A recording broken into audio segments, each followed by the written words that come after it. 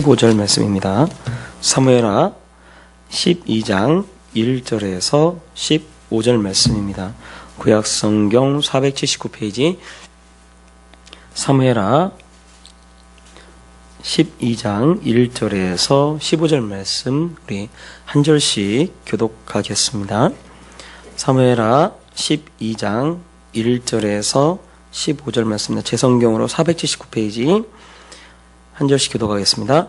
여호와께서 나단을 다윗에게 보내시니 그가 다윗에게 가서 그에게 이르되 한 성읍에 두 사람이 있는데 한 사람은 부하고 한 사람은 가난하니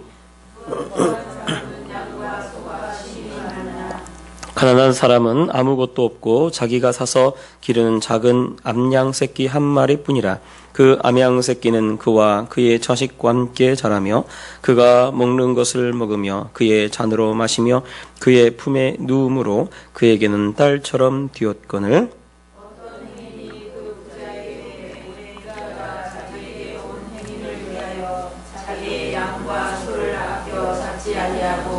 가난한 사람의 양 새끼를 빼앗아다가 자기에게 온 사람을 위하여 잡았나이다. 다윗이 그 사람으로 말미암아 노하여 나단에게 이르되 여호와의 살아계심을 두고 맹세하노니 이 일을 행한 그 사람은 마땅히 죽을 자라.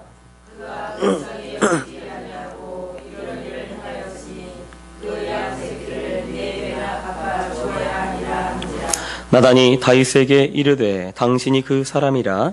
이스라엘의 하나님 여호와께서 이와 같이 이르시기를 내가 너를 이스라엘 왕으로 기름 붓기 위하여 너를 사울의 손에서 구원하고 내 주인의 집을 내게 주고 내 주인의 아내들을 내 품에 두고 이스라엘과 유다 족속을 내게 맡겼느니라. 만일 그것이 부족하였을 것 같으면 내가 네게 이것저것을 더 주었으리라. 그러한데 어찌하여 내가 여호와의 말씀을 업신 여기고 나 보기에 악을 행하였느냐. 내가 칼로 햇사람 우리아를 치되 암몬 자손의 칼로 죽이고 그의 아내를 빼앗아 내 아내로 삼았도다.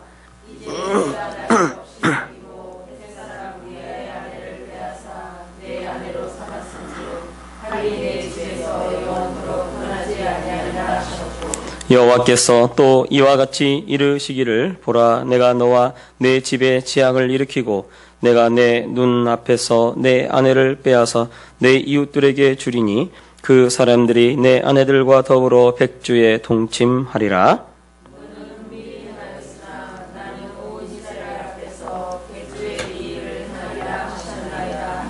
다윗이 나단에게 이르되 내가 여호와께 죄를 범하였노라 하매 나단이 다윗에게 말하되 여호와께서도 당신의 죄를 사하셨나니 당신이 죽지 아니하려니와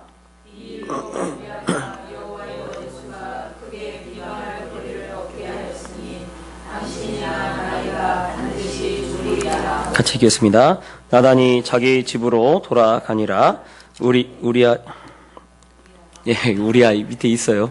우리아의 아내가 다윗에게 낳은 아이를 여호와께서 치심에 심히 앓는지라. 아멘. 참 기도하겠습니다. 사랑의 하나님 아버지 주님의 은혜와 사랑 감사합니다. 이 시간 다 우리가 하나님 말씀 앞에 있습니다. 하나님께서 이 시간에 말씀하여 주시고 그 말씀이 우리 영혼을 울리는 그런 생명의 말씀 되게 도와주시옵소서.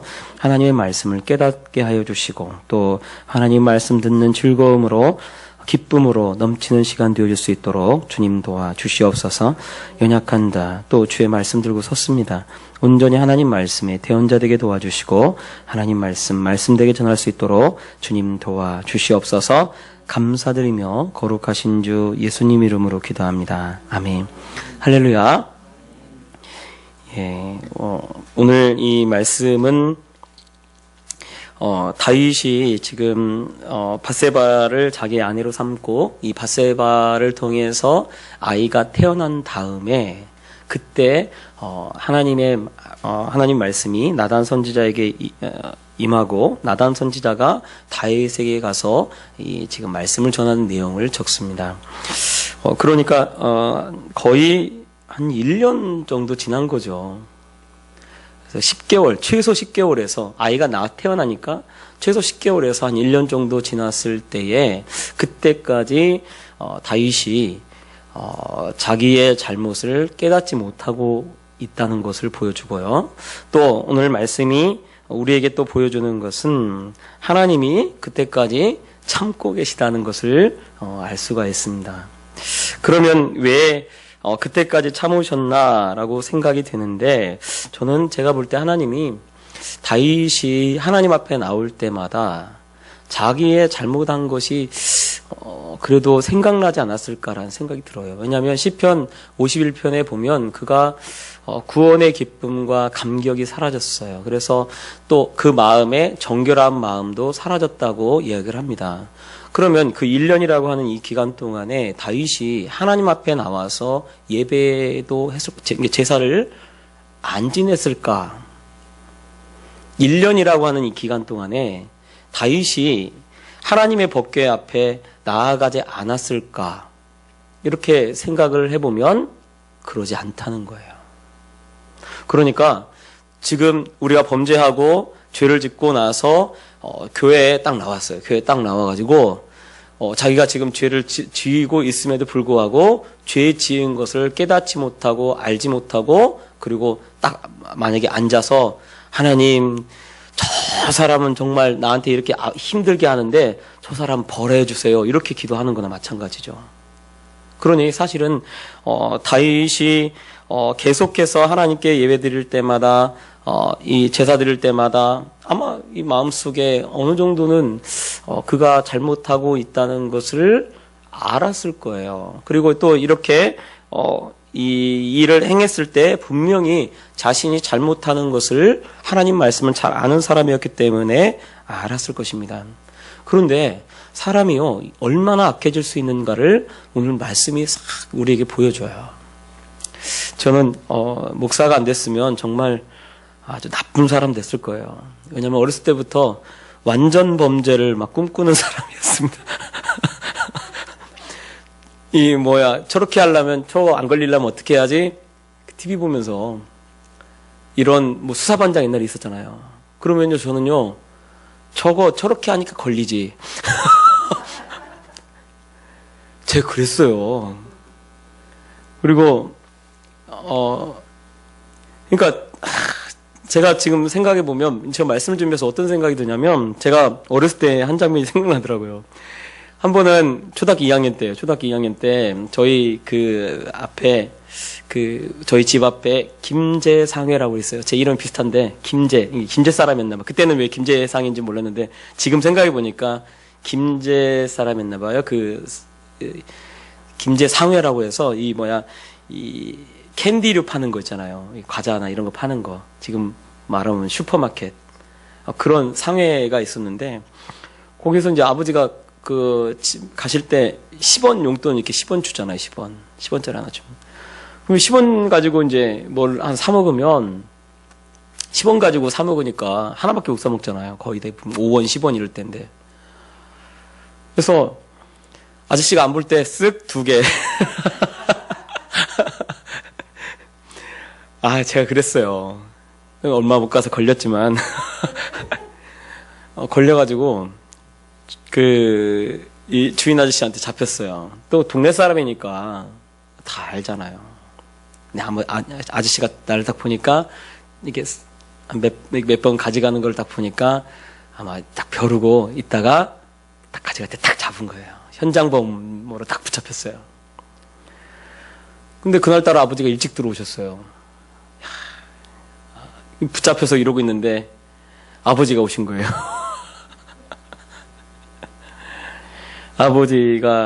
아버지한테 손을 붙잡혀가지고, 그리고 집으로 들어와서 엄청 맞았습니다.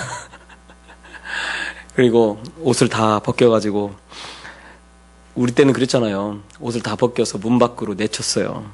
아버지 열어주세요. 여기 막 동네 사람들 다 지나가는데 옷 다 벗고 초등학교 2학년 남자애가 문 열어주세요. 아버지 잘못했어요.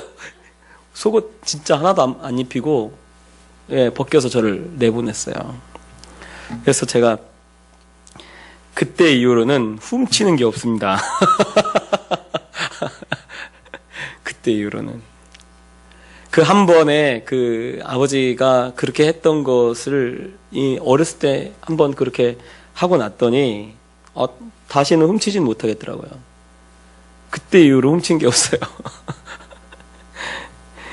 만약에 하나님 안 만나고 또 이렇게 예수님 안 믿었으면 저는 아마 굉장히 나쁜 일을 하고 있지 않을까라는 생각이 들어요. 그래서 목사는 가장 못된 사람 하나님 시킵니다. 왜요? 못된 사람 목사 안 시키면 나쁜 일 엄청 크게 하니까 나쁜 일 하지 말라고 목사를 시키는 것 같아요. 제가 그래서 저희 아내한테 그런 얘기 합니다. 저희 아내가 가끔씩 그래요. 아주 못된 성격이 한 번씩 나온다고. 원래 제가 그래요. 근데 저만 그럴까요? 그러지 않고 모든 사람들이 다 이렇게 다윗처럼 악해질 수 있다는 거예요. 누군가 훈련하지 않고 이렇게 뭔가 이렇게 잘못을 누가 알려주지 않고 그렇게 하면 깨닫지도 못하고 그렇게 이런 죄를 지을 수밖에 없는 그런 우리 인간, 사람이라는 것을 여러분 아시기 바랍니다. 그래서 사람이요, 나는 안 악해질 거야? 안 그래요. 나도 하나님의 은혜가 없으면요, 다윗보다 더 악하면 악하지, 내가 더 덜할 것 같다라고 생각지 않습니다. 목사가 아니었으면 정말 제가 나쁜 짓 많이 했을 거예요. 완전 범죄로. 그렇게 생각해가지고 그렇게 했을 거예요. 오늘 이 말씀을 이렇게 살펴보면 다윗이 지금 하나님께서 다윗의 아마 스스로 나오기를 원했을 것 같아요. 그런데 다윗이 스스로 하나님 앞에 나오지 않습니다. 그러니까 하나님이 누굴 보내요? 나단 선자를 보내서 하나님의 말씀을 전하는 거죠. 그 하나님 말씀을 전하기 전에 다윗이 얼마나 큰 잘못을 했는지를 알려주기 위해서 하나님이 먼저 지금 이 비유의 말씀을 하는 거예요. 그래서 이 비유의 말씀을 다윗의 마음을 완화시키기 위해서가 아니고요. 사실은 다윗이 얼마나 큰 범죄를 지었는지를 드러내시기 위해서 이 비유의 말씀을 하는 겁니다. 그러니까 이 비유의 말씀을 보면 가난한 사람이 있고 부자가 있는데 부한 사람은 양과 소가 심이 많았어요. 그런데 가난한 사람은 아무것도 없고 자기가 돈 주고 산 양새끼, 암양새끼 한 마리밖에 없다는 거예요. 그런데 이 부자에게 나그네가 오니까 이 부자가 이 나그네를 대접하기 위해서 자기의 양들을 아끼고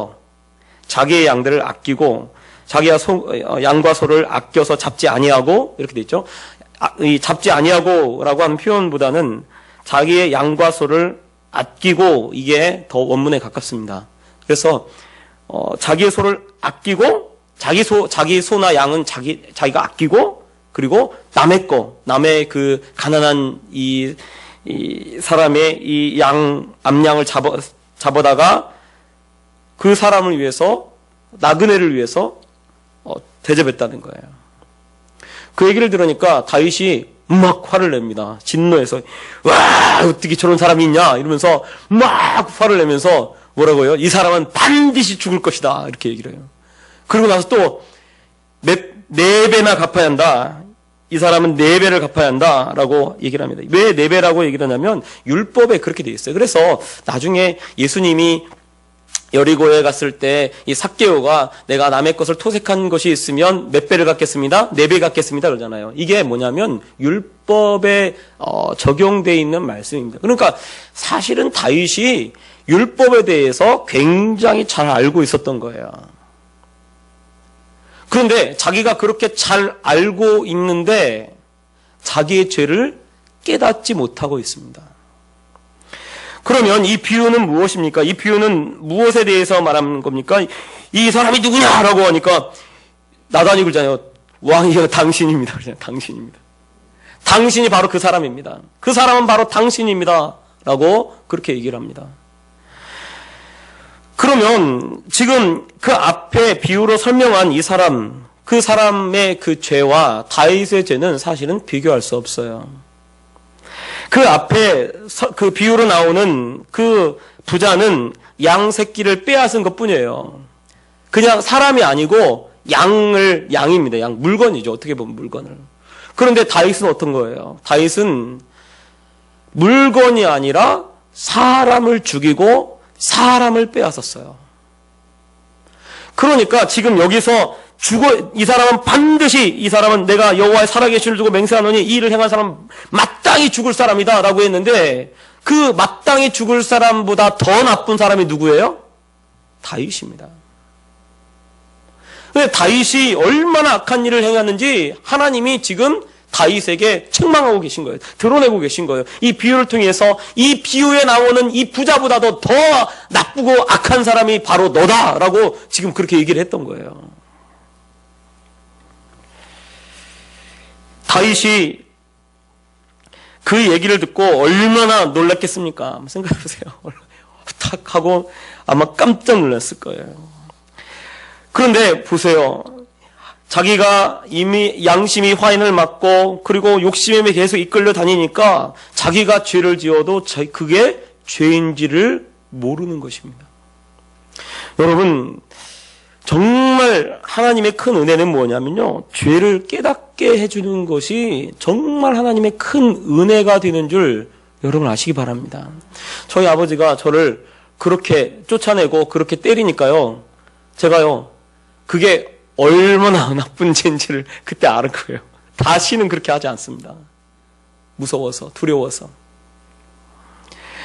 예수님이 이 땅에 오셔가지고 바리새인들, 서기관들, 제사장들을, 그러한 이 율법사들, 이런 사람들을 막 책망합니다. 그런데 예수님이 오시기 전까지 그 사람들은 어떤 사람입니까? 그 사람들은요, 율법으로 그들 스스로 완전한 사람입니다. 그래서 하나님 앞에 기도할 때 세리처럼 기도하지 않고, 한 바리새인이 그러죠. 나는 저 세리와 같지 않음을 하나님께 감사드립니다. 나는 금식을 하며 11조를 드리며 이렇게 하나님 말씀대로 이렇게 지키며 삽니다라고 그렇게 고백하잖아요. 예수님이 오셔가지고 그들이 정말 회칠한 무덤이다 라면서 책망하고 채찍질합니다. 그걸 갖다가 우리가 보면서, 이 말씀을 보면서 야 정말 저 사람 나쁜 사람이야 라고만 생각하면 우리가 말씀을 잘못 보고 있는 거예요. 그것은 뭐냐면 하나님이 바리새인, 율법사들, 서기관들, 그들의 잘못을 드러내고 계신 거죠. 아무도 드러내지 않았던 그들의 잘못을 드러내는 거예요. 그럼 왜 드러냅니까? 회개하라고요. 회개하라고. 오늘 말씀에도 보면 지금 다윗의 죄를 왜 드러내십니까? 왜 나단 선지자를 보내서 다윗의 죄를 왜 드러냅니까? 다윗을 힘들게 하려고요? 아니에요. 죄를 지적하는 걸려고 한 그것 때문에 하는 것이 아니라, 죄를 지적해서 다윗이 회개하고 주님께로 돌아오도록 하기 위해서 지금 이 죄를 드러내고 있는 거죠. 그래서요, 사실은 죄를 지적하는 거는요, 많은 이 교회 내에서도 마찬가지예요. 죄를 지적하는 거는요, 누구나 다 할 수 있어요.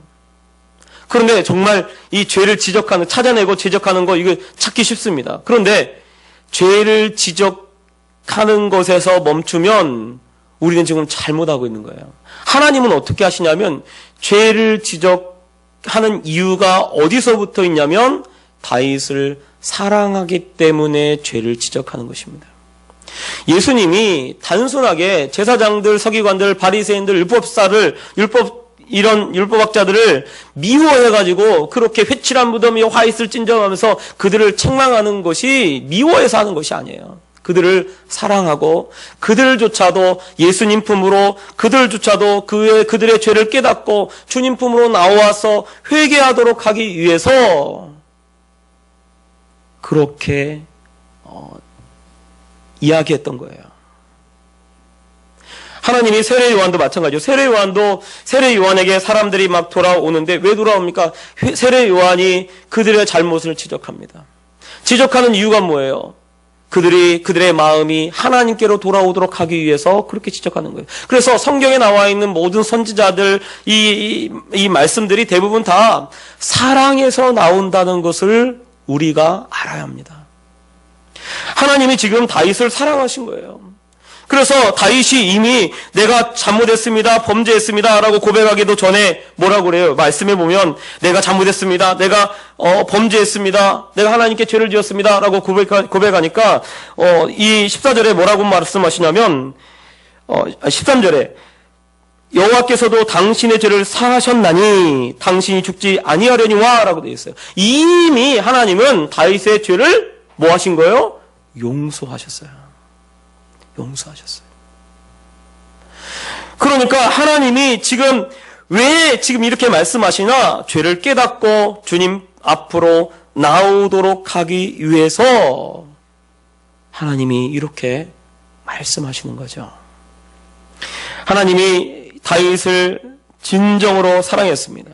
그래서 다윗이 그 나단 선지자의 이야기를 듣고 죄를 깨닫게 되었던 거예요. 여러분, 죄를 깨닫는 것이 정말 하나님의 큰 은혜가 되는 줄 여러분 아시기 바랍니다. 그래서요, 성령께서 이 땅에 오셔서 하시는 일이 뭐냐면요, 죄를 생각나게 하시는 거예요. 죄를 깨닫도록 하시는 거예요. 그래서 주님 품으로 나오도록, 회개하도록, 그렇게 돌아오도록 그렇게 하는 것입니다. 하나님은 죄를 회개하면 어떤 죄를 졌다 할지라도 주님께서는 다 용서해 주시는 줄 여러분 아시기 바랍니다. 그래서요, 우리가 항상 주님 앞에 무릎으로 나가고 회개로 나아가시기를 바랍니다. 그리고 하나님의 말씀은요, 항상 나를 미워해서 말씀하시는 것이 아니라 나를 사랑하기 때문에 말씀하는 거예요. 목사가요, 저는 이게 막 책망하는 설교를 잘 못하는데 잘하나요? 잘 못해요. 그래서 슬슬 돌려가지고 얘기를 하죠. 그리고 저는 막 누가 혼나는 거 싫어요. 우리 성도님들이 누구한테 혼나는 거 싫어요. 그래서 막 혼나는데 일부러 찾아가는 그 성도님들이 있는데, 저는 그게 싫어가지고 그렇게 얘기를 못해요. 근데 사실은 그 목사님들도 그렇게 책망하는 이유가 무엇입니까? 책망이요, 사랑에서 나오는 거예요. 사랑에서. 사랑하기 때문에 그렇게 책망하는 거예요. 주님도 마찬가지예요. 하나님도 우리를 사랑하기 때문에 채찍질하고 징계하시는 거예요. 그래서 맞는다고 해서 왜 이렇게 나를 때리시나 그러고 이렇게 삐쳐가지고 안 나오고 그러면 그거 오해하는 거예요. 다윗이 유대한 것이 뭐냐면, 나단 선지자가 책망했을 때 어떻게 했습니까? 바로 내가 범죄했습니다. 그리고 정말 시편 51편에 보면 내 안에 정직한 영을 새롭게 하시고 나를 주님 앞에서 멀리하지 마시고 성령을 거두지 마시고, 그리고 막 하나님께 진정으로 회개합니다. 그런데요, 열왕기에서 보면 많은 왕들, 우시아 왕 같은 경우도 그 제사장이 막 뭐라고 하니까 막 그 제사장한테 화를 내고 막 그렇게 합니다. 그런 경우가 얼마나 많은지 몰라요. 왕들이 막 죽이려고 하고 막 그런 경우가 많아요. 그런데 다윗은요, 하나님 말씀을 들었을 때 바로 회개합니다. 그래서 다윗이 되는 거예요. 여러분, 우리도 하나님 말씀 들을 때 마음을 막 이를 갈지 마시고, 제가 한번 얘기했잖아요. 전에 전도사 할 때 어떻게 전사했을 때 그 교회에 있는데 갑자기 전화가 왔어요. 수요일에 끝나고 목요일 날 아침에 오전에 출근해 있는데 우리 은사 목사님이 딱 전화를 받았어요. 전화를 받는데 막, 아니에요, 집사님, 아니에요. 제가 어떻게 그러겠어요? 아니에요. 전화 끊고 나서 제가 물어봤어요. 누구세요? 했더니 알 것 없고 무슨 얘긴데요? 했더니 내가 자기한테 표적 설교를 했다는 거예요. 한 사람 찍어가지고. 어떻게 목사님이 자기한테 그렇게 표적 설교를 할 수가 있냐고 하면서 밤새도록 일을 가신 거죠. 그래서 다음날 전화 온 거예요. 여러분, 목사 한 사람 놓고 설교하지 않습니다. 그게 들린 거는요, 하나님이 지금 고치라고 회개하라고 그렇게 들려지게 한 거예요. 그걸 딱 듣고도 막 속에서 막 화가 나고 일을 가잖아요. 지금 내가 이상한 거예요. 오히려 내가 잘못했구나. 다윗처럼 주님 내 안에 정직한 영을 새롭게 하시고 나를 변화시켜 주시고, 하나님 내가 정말 이렇게 죄를 지었습니다. 용서해 달라고 그렇게 나아가는 사람이 진짜 하나님이 기뻐하는 사람이 되는 줄 믿습니다. 또 오늘 말씀을 보면 다윗이 지금 다윗의 죄를 무엇이라고 얘기를 하냐면, 다윗의 죄가 바로 우리아를 자기의 충성스러운 부하였던 우리아를 죽이고 밧세바를 빼앗은 것이 바로 다윗의 죄라고 이야기를 합니다. 그런데 여기 보면 9절에 보면 뭐라고 되어 있냐면 9절에 그러한데 어찌하여 내가 여호와의 말씀을 업신여기고 라고 되어 있어요. 그러니까 다윗의 죄가 무엇이냐면 하나님의 말씀을 업신여긴 거다라고 얘기를 하는 거고, 또 10절에는 이제 내가 나를 업신여기고 라고 되어 있어요. 그러니까 앞에는 하나님의 말씀을 업신여긴 거고, 또 10절에는 내가 나를 업신여기고, 그래서 그 앞에 있는 내용을 9절의 말씀을 10절에 똑같이 반복합니다. 그리고 9절의 그 잘못을 10절에 또 한 번 잘못했다고 언급을 합니다. 그것은 사실은 강조하는 건데, 무엇을 강조하는 거냐면 바로 하나님의 말씀을 업신여겼다라고 이야기를 하는 거예요. 업신여겼다는 거예요. 그러니까 보면 다윗이 지은 죄가 뭡니까? 10계명 중에 6계명 살인하지 말라, 7계명 간음하지 말라, 그 다음에 10계명 남의 것을 탐내지 말라, 이렇게 했는데 이 세 가지를 어긴 거죠. 세 가지를. 그러면 우리가 왜 하나님께서 내가 나의 말씀을 업신여겼다, 내 말씀을 업신여겼다라고 이렇게 얘기하냐면, 여러분, 다윗이 하나님의 말씀을 몰랐습니까? 그는요, 하나님 말씀을 너무 잘 알았어요. 왕이었기 때문에 더 잘 알았습니다. 그래서 지금 양을 빼앗은 일이 있는 그것 때문에 몇 배를 갚으라고 했어요? 4배를 갚으라고 그랬습니다. 이거는 10계명보다 더 중요한 계명이 아니에요. 이 10계명 안에 아무튼 포함되어 있는 아주 세부적인 그러한 계명에 불과합니다. 그렇다면 다윗이 그 죄를 범하려고 하는 마음이 들었을 때, 여러분, 하나님의 말씀이 다윗에게 떠오른 줄 여러분 아시기 바랍니다. 우리가요, 일을 행할 때요, 어떻게 하냐면 하나님께서요, 우리 안에요, 하나님 말씀이 떠오르도록 해요. 그래서 이렇게 하려다가 그래, 이렇게 하지 말자, 이렇게 멈추게 된단 말이에요. 그런데 때로는 떠올라도 잠깐만, 하나님 잠깐만, 그러고 그냥 해버릴 때가 있어요. 지금 다윗이 무엇을 잘못했다고 주님이 그렇게 말씀하고 있냐면 하나님의 말씀을 업신여겼다는 거예요. 업신여겼다. 이 업신여겼다는 뜻이 무엇입니까? 바로 무시했다는 거예요. 깔봤다는 겁니다. 깔보았다는 거예요. 이것은 미갈이 하나님의 법궤가 들어올 때 다윗이 춤추는 모습을 보고, 미갈이 그 왕궁 높은 창문에서 내려보다가 다윗의 모습을 보고 다윗을 업신여겼더라라고 하는 말씀하고 정확히 같은 단어입니다. 그 결과 어떻게 됩니까? 미갈은 다윗을 업신여긴 그 죄로 인해서 그의 평생에 자녀가 없어요. 아들이 없어요. 자녀 없이 그렇게 되어집니다. 그런데 여러분, 오늘 말씀을 보면 참 이 다윗이 이렇게 범죄한 것으로 인해서 다윗의 자녀가 4명 죽습니다. 아까 다윗이 뭐라고 그랬어요? 이 양 새끼 하나 뺏은 걸로 인해서, 죽여서 잡은 걸로 인해서 몇 배를 갚으라고요?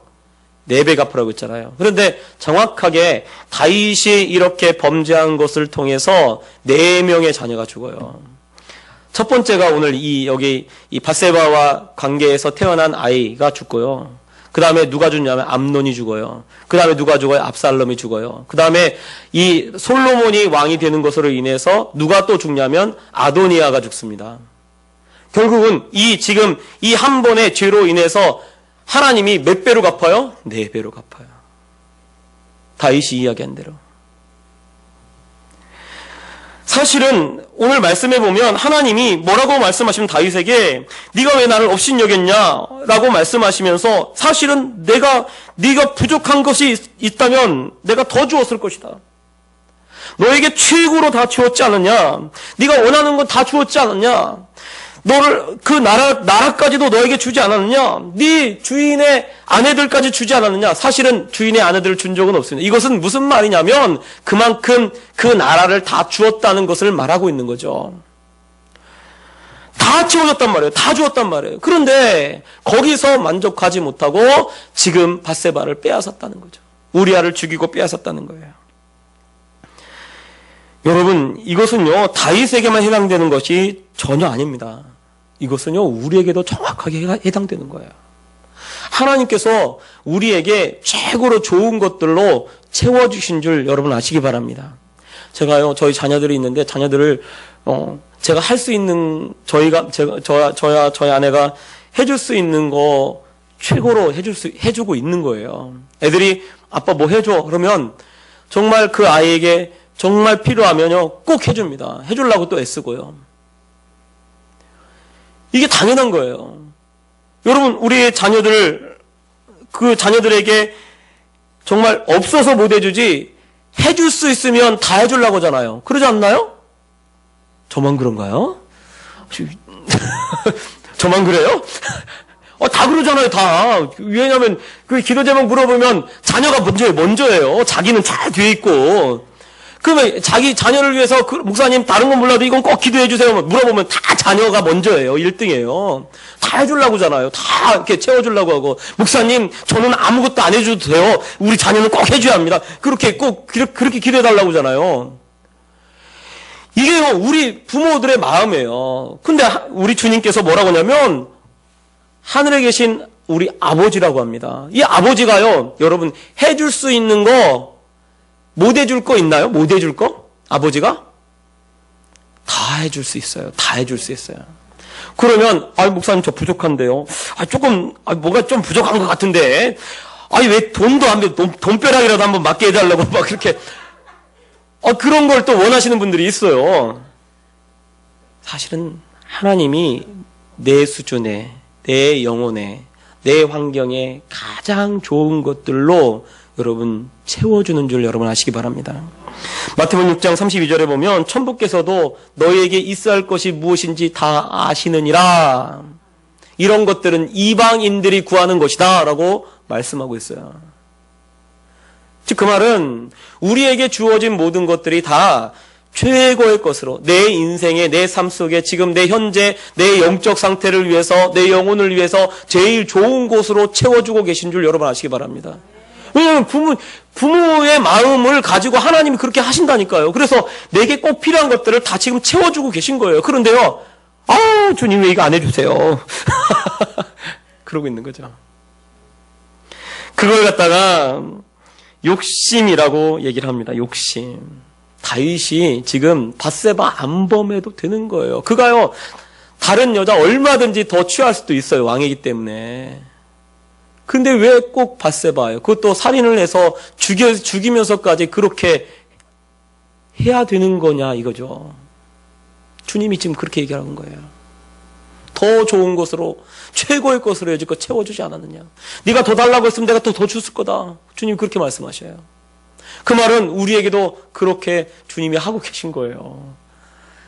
그래서 원망하지 마세요. 야고보서 1장 14절에 뭐라고 되어 있냐면 오직 각 사람이 시험을 받는 것은 자기 욕심에 끌려 미혹됨이니 욕심이 잉태하여 죄를 낳고 죄가 장성하여 사망에 이르느니라 라고 말씀합니다. 여러분 욕심 부리지 마시기 바랍니다. 만족하세요. 만족하세요. 그래서 만족하면요 하나님이 더 좋은 곳을 채워주셔요. 제가 우리 자녀들 보면 아빠 감사해요 감사하면 더 주고 싶어요. 이번에 제 생일날 저희 둘째 딸이 아빠 선물이라고 해서 용돈 10,000원을 주더라고요.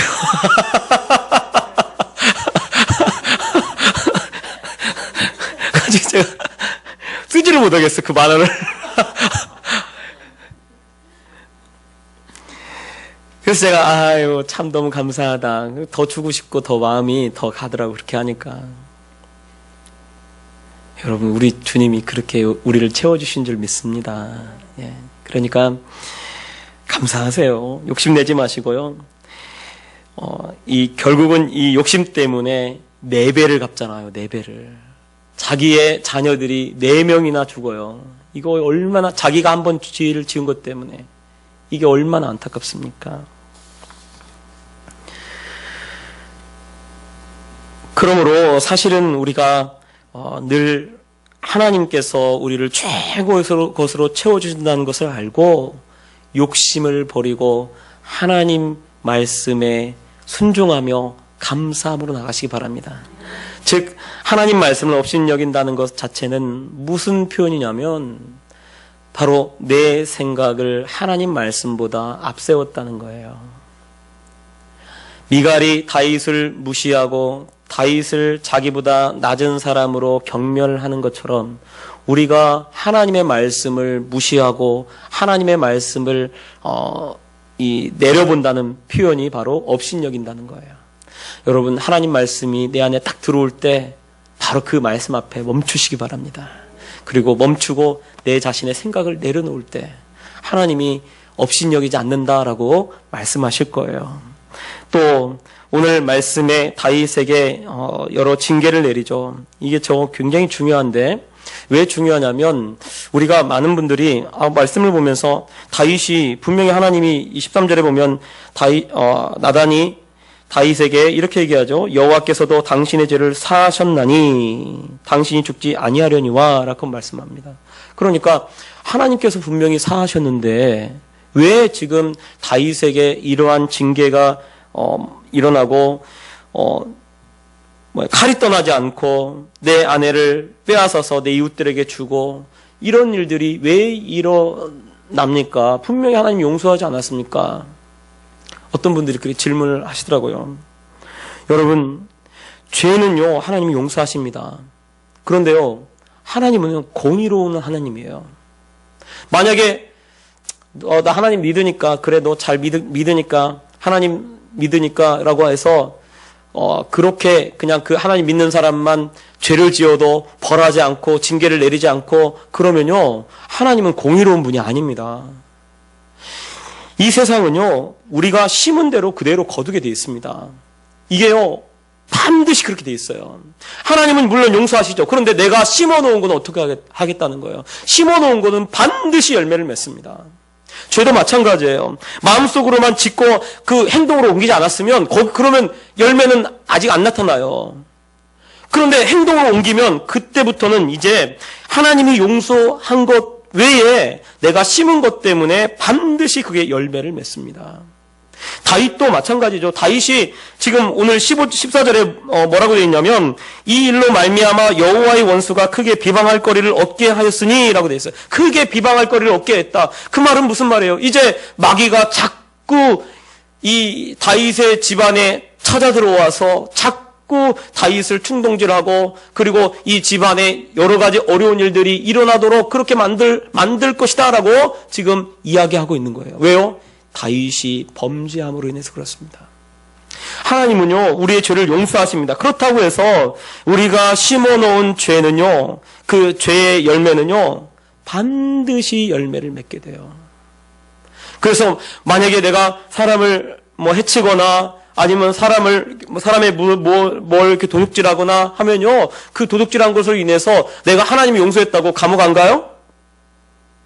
하나님 믿어서 내가 하나님께 회개했어요. 교회 와서 훔치고 나서 교회 와서 막 하나님 내가 잘못했습니다라고 회개했어요. 그런다고 감옥 안 가요? 다 가요. 다 대가를 치르고 나옵니다. 그렇게 되면 어떤 일이 있습니까? 예를 들어 제가 감옥에 들어갔다고 해보세요. 그러면요 우리의 자녀들이 그 아빠가 감옥에 가 있는 동안에 죄의 영향을 받게 되는 거예요. 그래서 우리가요 죄를 굉장히 이 죄를 짓는 것을 두려워해야 돼요.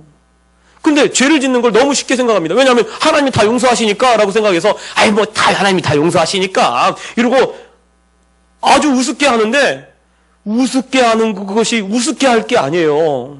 돌아올 때는 몇 배로 돌아와요. 몇 배로. 그래서 우리가 죄와 싸워야 됩니다. 죄를 미워하셔야 돼요. 행동으로 마음으로 들었을 때 바로 그냥 이 마음속에서 죄를 내려놔야 돼요. 행동으로 옮기는 그 순간 그것은 반드시 열매를 맺습니다. 반드시. 여러분, 아브라함이 사라가 알죠? 아브라함과 사라가 합의해가지고 하가를 통해서 자녀가 태어나잖아요. 이스마엘이 태어나죠. 그런데 그렇게 이스마엘 태어난 것으로 인해서 지금 어떻습니까? IS, 이스마엘의 후예예요. 그것 때문에 아브라함이 그렇게 한 거, 그렇게 인간적인 생각으로 했던 그 일 한 번 때문에 지금 전 인류가 다 고난을 받고 고통을 받고 있는 거예요. 그 열매가 그대로 맺혀지는 것입니다. 그러므로 우리가 정말 하나님이 용서하셨지만 반드시 하나님은 공의로운 하나님이기 때문에 죄를 지은 것은 그대로 그 징계가 그대로 따라온다는 것을 아시고 여러분 죄와 싸우시고 죄를 미워하시기 바랍니다. 그래서요 우리가 죄를 짓지 말아야 될 이유가 바로 여기에 있습니다. 그러므로 여러분 죄와 싸우시고요. 그리고 하나님은 우리가 평안하고 평탄한 길을 가기를 원하십니다. 그래서 다윗에게서 사실은 14절 말씀은 다윗에게는 필요 없는 말씀이 될 뻔했죠. 여호와의 원수가 크게 비방할 거리를 얻게 하였으니, 즉 하나님의 원수, 즉 마귀가 사탄이 우리를 비방할 거리가 없도록 여러분 깨끗하게 살아가시기 바랍니다. 그래서 말씀대로 사시고요. 말씀 붙잡고 사시고요. 그리고 죄를 미워하고 죄와 싸우고 그렇게 살아갈 때 하나님께서 우리 성도님들의 인생을, 아니 우리 인생을 평탄한 길로 인도해 가실 줄 믿습니다. 그래서 하나님 말씀대로 또 남은 주간 살아가는 그런 우리 성도님들 되시길 예수님 부탁드립니다. 기도하겠습니다.